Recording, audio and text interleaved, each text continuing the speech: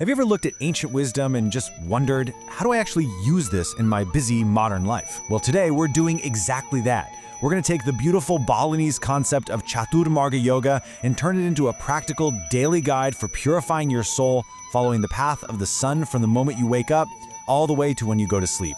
Everything, and I mean everything, we're about to talk about starts with this one single profound idea. You're not just some person living in the universe. No, you are the universe. Or at least you're a sacred channel for its energy. Think about that.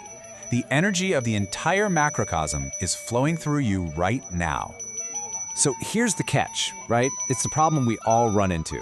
That incredible flow, it gets blocked. It gets clogged up by what the ancients called the dust of a chaotic mind. You know, the residue from harsh words, the weight of things we did or didn't do, all of it just clouds up our inner self and jams the channel. So how do we clear it out? The answer is Chaturmarga Yoga.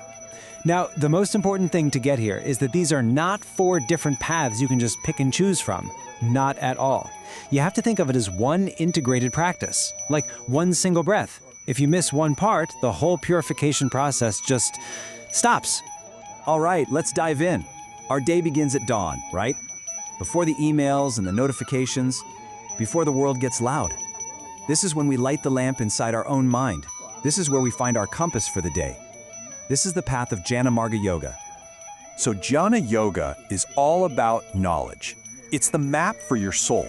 I mean, without it, you're basically a captain trying to sail a ship in the dark without a map. You're just gonna get lost. It's about starting your day with a clear understanding, so you know where you're going. And the practice is actually pretty simple. You just sit in silence, read something that lights you up, and then you just wonder. You contemplate. Think about your own breath for a second, that secret silent exchange happening between your lungs and the trees outside, or the fact that your heart is beating all on its own. Ask yourself that one big question: why am I alive today? Okay, next phase. Once your mind is bright with that light of knowledge, we've got to bring that energy down into the heart. It's time to soften the sharp edges of the intellect. And for that, we turn to Bhakti Marga Yoga. You know, there's this incredible idea that knowledge without love creates a lethal dryness inside of us. Bhakti, devotion. That's the sacred fuel that prevents that. It's what dissolves the ego and takes all that abstract theory you just contemplated and turns it into real, genuine sincerity. So in the morning, you put this into practice. You offer gratitude, you just sit for a moment in awe that you even exist. And try this on for size. It's a powerful affirmation from the source material. Just say to yourself, today, every step I take is a form of my gratitude to the universe.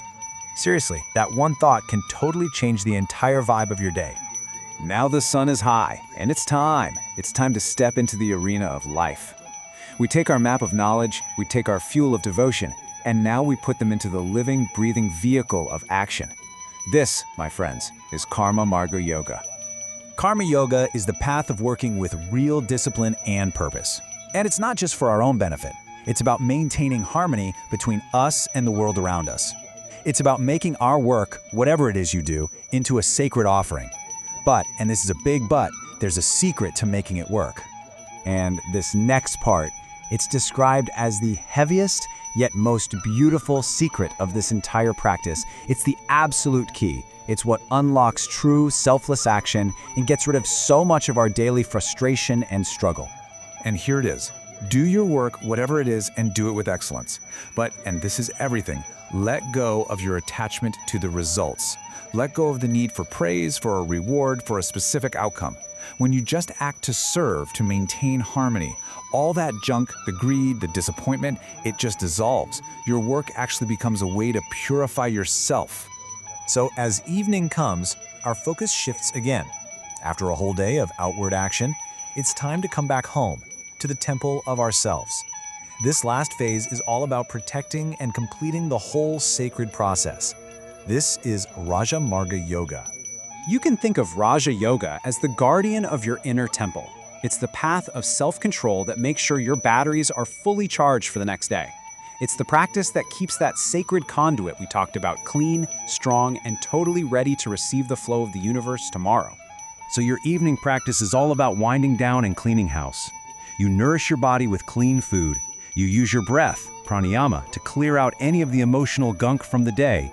And finally, you meditate just to still all those ripples in your mind, allowing real happiness to rise up from inside you, not from some screen or distraction.